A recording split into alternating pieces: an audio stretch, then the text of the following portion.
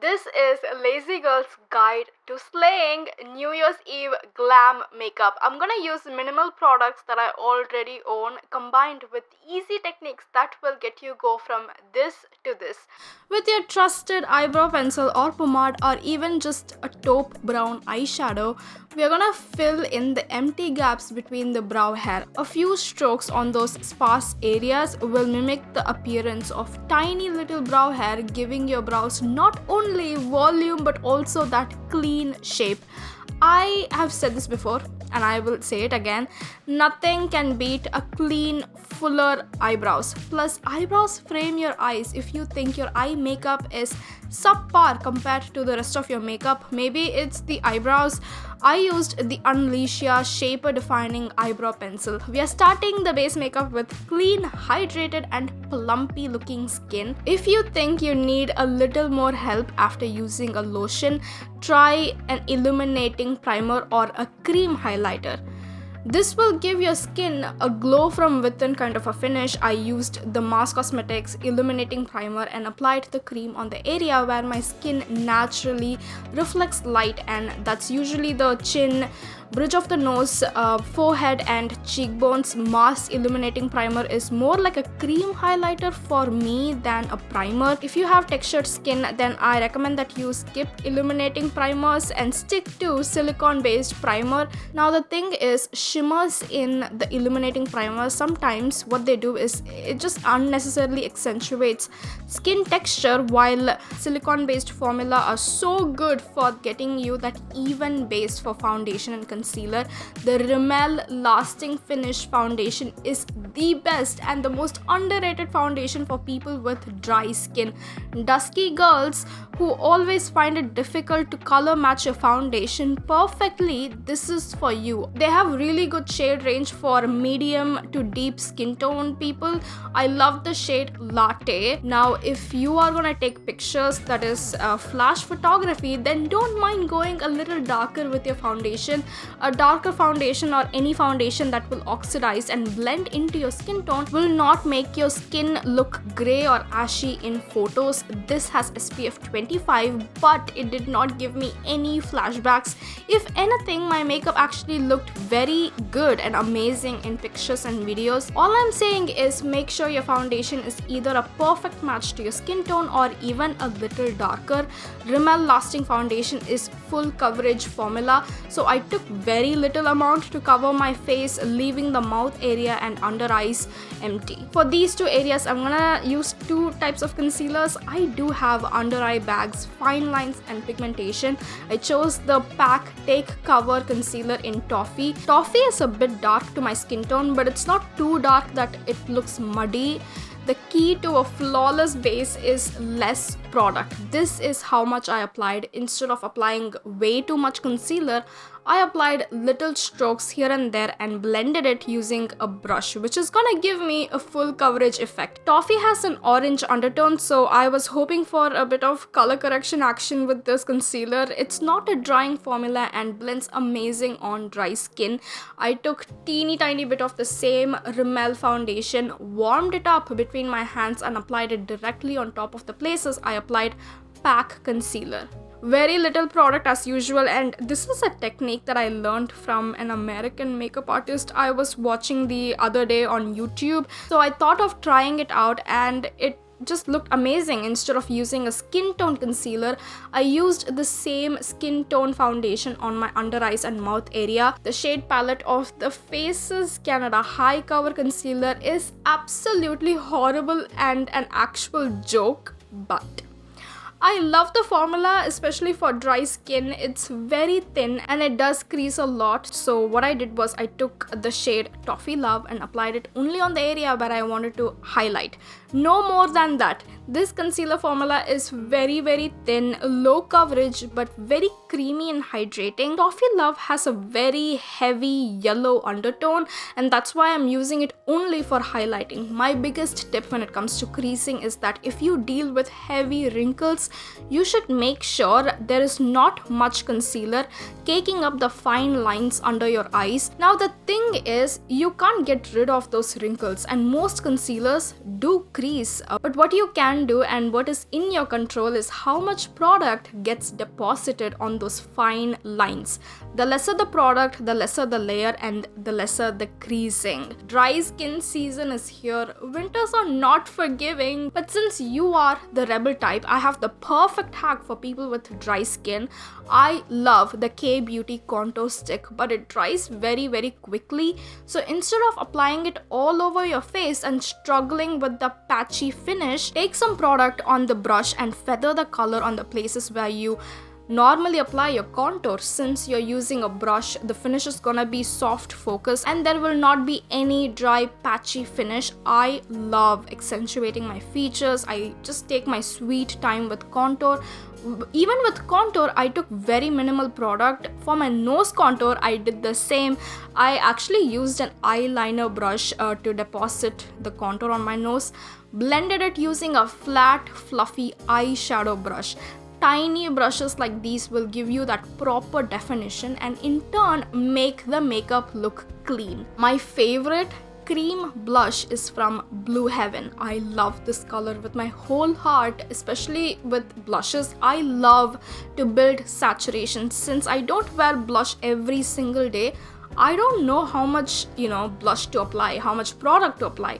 I'm gonna focus the color mainly on the cheek area and blend the color using a fluffy eyeshadow brush. This blush is gel to cream consistency. I wouldn't say long wearing, but something about this particular color, it slays on my skin tone. It's just the right type of mauvey pink, which doesn't look too cool or clownish on my skin tone. If you ever think your makeup looks patchy or just, not blended enough, even though that's what you have been doing for 5 to 10 minutes, blending with your beauty blender, now try the same with a setting spray. It's like mixing two colors on a dry paper with a dry brush versus with a little bit of water and a damp brush. Setting spray is literally made to fuse cream and powder formulas together and make it all look one even layer. My favorite setting spray is from Mars Cosmetics. It's the festive makeup when I whip out an eye primer. This is a very affordable eye primer from e.l.f. Cosmetics. The best thing about this eye primer is that it's not pasty white like some eye primers that I have tried before. When you apply it with your finger, you can sense a tacky feeling, and this tacky finish will help the eyeshadow adhere perfectly on the eyes, and this will make your eye makeup last longer. All my lazy girls who wanna ace New Year's Eve makeup, gather right now. Get yourself a nice duochrome eyeshadow. Why duochrome eyeshadow? This will not only give you that silky shine, you know what I'm talking about, Kanchipuram silk saree kind of a finish to your eyes. It actually looks like you have spent more time on your eye makeup when you have only spent like 2 minutes. How? I will explain. Duochrome eyeshadow has two colors, so even though you are applying only one shadow all over your lids, when you face somebody eye to eye, it looks like you have applied two colors as well as a golden shimmer on the eyes, when in reality it's just one loose eyeshadow. Today's duochrome eyeshadow is from Pigment Play. This was recommended to me by a friend. I didn't get the color I was eyeing. That was sold out, so I got the variant Cash Romance. I am absolutely obsessed with Cash Romance. I got this months ago. I did not get the right time and place to wear this, so I started off with applying the loose eyeshadow with my fingers first and then with a flat brush. It's a loose eyeshadow formula, so beware of the fallouts. Fallouts with loose eyeshadows are inevitable. That's why I applied it directly with the fingers first to map out the color on the lids and then with a flat brush. This color looked absolutely ethereal. The green to purple shift reminded me of silk sarees. I only applied the color till my crease area and with a clean fluffy brush diffused that border. You would think that applying a color only till the crease area without any transition color might look awkward, but no, that's not the case at all. It actually looked very perfect. It looked like I've put so much effort into it. Pigment Play eyeshadow is so worth it. Definitely try out the shade Cash Romance. Using my favorite Kajal pencil at the moment, which is the Sugar Kohl pencil, I drew a messy line, smudged the line to make it look more smoky, and layered it with a matte black eyeshadow. Layering a matte eyeshadow on top of Kajal will make it last longer and also look more diffused. I applied Falsies from Mars Cosmetics. Nothing exciting about these lashes. It's just fine, not too good, but it's not bad either. I liked how short and simple the lashes were. It did not overpower my makeup, unlike the Christmas makeup that I did. It was just the perfect size, but the band is thick, so it did feel uncomfortable. Moving on, I applied Sugar Cosmetics mini mascara on the lashes, both upper and lower lashes. I have been loving this mini mascara, especially the mini wand. It makes my lower lashes look very neat and clean. Applied the same kajal on the lower waterline and smudged out the lash line. I felt like the blush kind of disappeared, so I went back with the blush. I used my trusty setting powder from Maybelline. It's the Fit Me Loose powder. Please don't use translucent powder or powder that is lighter than your original complexion. That will result in horrible flashbacks when you take pictures with flash. Maybelline Fit Me is not my exact skin tone shade, but it's very, very close to my skin tone, and this formula is unimaginably good for a cheap, affordable powder.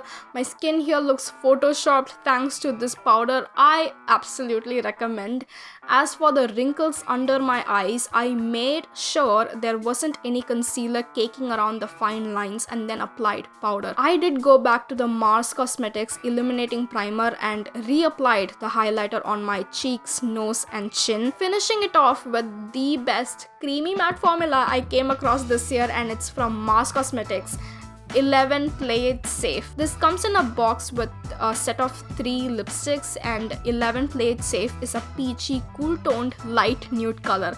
Complemented my skin and eye makeup a lot. It's a creamy matte formula, but it's also blurring on the lips since it's a lighter nude. I took a dome shaped brush and I smudged the outline of my lips to give that blurry K-beauty touch. I am probably gonna stick to straight hair for my New Year's Eve makeup. Just so jealous of people with naturally wavy hair. I burnt my hair, guys, and these waves barely lasted for a few hours while I was setting my baby hair. I wanted to check up on the concealer.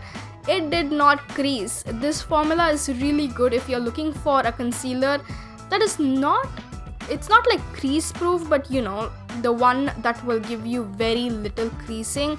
Definitely check out PAC Take Cover Concealer. I wanted to check if this makeup is flashback proof, so what I did was I clicked some pictures with flash in the front and back camera of my phone. Both came out pretty good, no flashbacks at all. Shout out to all my besties who made it alive this year. 2 shots for us. I love you so much. I'll see you next year. Bye guys and Happy New Year.